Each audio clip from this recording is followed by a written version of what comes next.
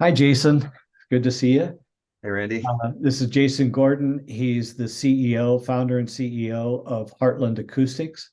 And we're going to talk a little bit about the work that, in particular, that I myself and Core Connection has been doing with Heartland, how we've partnered, and just love to hear a little bit of Jason's story. So, if we start off, Jason, just tell anyone who might be listening a little bit about who you are, what you guys do, and maybe a little bit about your story. Sure. Yeah, my name's Jason Gordon. I founded Heartland Acoustics and Interiors in Denver in '98. I've been in the construction business my whole life and have really enjoyed building a business and growing over the years to what we are today. And um, came across Randy years ago and have enjoyed you being a part of my business's growth and what we've done over that. And I can share more about that later. But yeah, we kind of built a construction company in Colorado and wanted to scale it and grow across the United States, and have been chipping away at that with our own strategies and with the help of coaching and leadership like Randy provides. Well, thanks a lot, Jason. So what challenges were you facing when we first got together? Do you remember when you Yeah. of course, we've known each other for longer than the consulting relationship, but if you can remember in the Wayback Machine, what was going on? What were some of the problems that you were facing and that you were kind of looking for some support and help with? Yeah, it was a time when I was trying to scale the business and grow not only in our local market here, but to open new branches, expand to new markets, and trying to develop a leadership team that could scale the business. I had I had some employees that wanted to do leadership, that wanted to move up, and we needed to support that, give them training and coaching, and find ways to grow organically as well as recruiting and bringing in new leaders. And that's a big challenge to kind of get that recipe right and make sure that it all aligns and stuck to our core values and development, and just a lot of complexity there. And really wanted some outside support, just some outside consulting, coaching, mentoring. And yeah, I knew you from before that when you were in mentoring and doing that. And that was always something that intrigued me. And as we grew the business to a size where I felt like we could tap into that resource and really lean into that way of developing leaders and growing our business. Yeah, so let's just take a moment and talk about size. And you don't have to give your hardcore numbers if you want to, but what has your growth over the last 4 years been? Significant. Yeah, I was just with a peer group over the last few days comparing our KPIs over the last 4 years, and we've grown from 3 locations to 5 markets in that growth of expansion into new areas. And from a sales or a top line revenue, it's 2.5 times, 250% growth over maybe a 4-year period of growth within the business and growth into expansion of markets. So significant growth, number of headcount, employees, all of it. Just a lot of growth, a lot to manage. Yeah, so locations, obviously ushering in levels of complexity and the need to kind of establish and systematize processes, which Mm. you already have a natural leaning towards process anyway. So that's fantastic. So as a any results, what would you share around what have you been able to realize, or what are some of the resulting benefits of the consulting that you've received? I think the feedback I've gotten and what I've seen as a result, when I look back at the last few years of your influence on Heartland and our people, are lots of encouraging words from folks about having the one-on-one sessions, having a counselor, a coach, someone they can get career development with, someone that will steer them into career development, that helps them.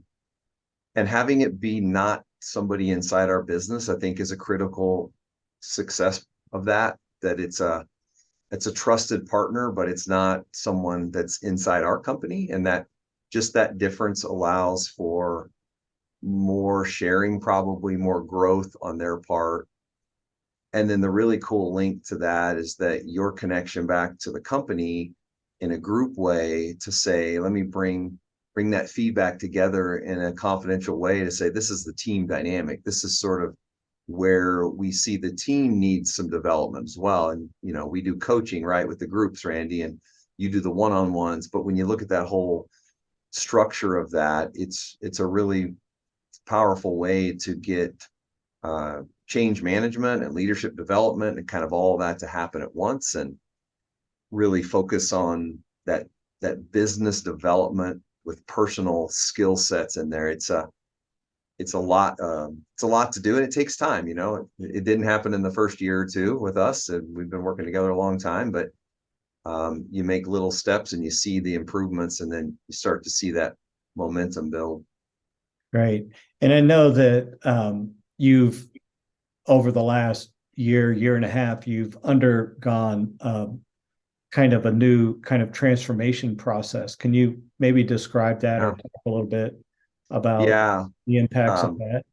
for sure. We've leaned in and adopted the traction model of running a business, and Randy and I prepped for months ahead of that to get it teed up and had our teams read the book and get prepared, and then we're rolling it out, and with Randy's facilitating of it and training and teaching us on the model and how to stick to that process driven EOS, and really starting to see that we're getting traction, as it says, right? We are making things happen. We're more disciplined. Yeah, that has been in the last 6, 7 months, right, Randy? You and I have worked on it for about a year, but when we officially launched it, and we're seeing great improvement there. You know, just coming off our second round of that and seeing good change, good corporate change, good individual change, leadership skills developing. We still got a long way to go, right? We're still going to keep at it, but yeah, it's been quite a transformation. Yeah, absolutely. I thank you so much, Jason, as always, for your support. But being willing to share your experience with others, I think that's also really valuable. Um, I'm going to ask you a softball question. Would you recommend the coaching and consulting that I do to others? And if so, why? Yeah, absolutely. I share it a lot. I've the peer group I was just at, I've shared it with them. You know, I'm a big fan of your work. I'm a big fan of your leadership, and I share it out a lot. I just feel like the success that I've had is that's what I share. It's not me trying to advertise for you. It's just me saying this stuff works, right? If you put the time in it and you're committed to it, you will see change and it will work. And to me, that sells itself. It's more about just exposing you to someone who may not know it's available. But I think once they get a taste of it and they see it come into their business, it's pretty quick at that point to see the value and the change, and it's there. So yeah, I would love to continue to share the word. Yeah, I think you do great work, Randy. Great, thank you. And obviously, I think one of the bigger issues is when you have a growth business that where every dollar counts. How do you justify spending for these kind of additional services? And in a sense, put it in context. What value do you place on these kind of services versus some of the other expenditures that you have? Basically, how do Yeah. you justify it? Yeah, I mean it's a reality of it. It's an investment. It's an investment into the business, into the people, and you have to. That's what I meant, sort of, when I said if you take the leap of saying, yeah, this is an expense I didn't plan for. This is more expensive than I thought. Man, I don't know if I'm getting my money's worth. It's it's one of those where you know if you spend the money and you don't get the result, well, then you quit spending it. But when you see the result, it becomes one of those, how can I not afford this? It's almost a, wow, I need this, right? I need it for talent development, leadership, coaching, mentoring. It's, yeah, it's an expensive line item for us. We consider it an investment, not an expense. And if we need to say, well, what are we really getting out of some of these other expenses of a membership or a dues or a subscription or, some of those discretionary spends, you might want to realign those and say, well, what's the return on that? This money we're spending on coaching and development is a long-term investment, but I think you see some pretty short-term results that helps you feel like, yeah, I want to budget more next year. I want to budget more. And that's what we've done, Randy. Like every year we've gone a little bit deeper and a little bit deeper. And so it grows, and you find the budget for it because you see the value in it. Well, again, thank you so much for your time. And as I always say, thank you for your support and working with customers like you and organizations like yours really fuels my passion, and I appreciate it. Yeah, thank you. Have a great day. All right. Thanks, Randy.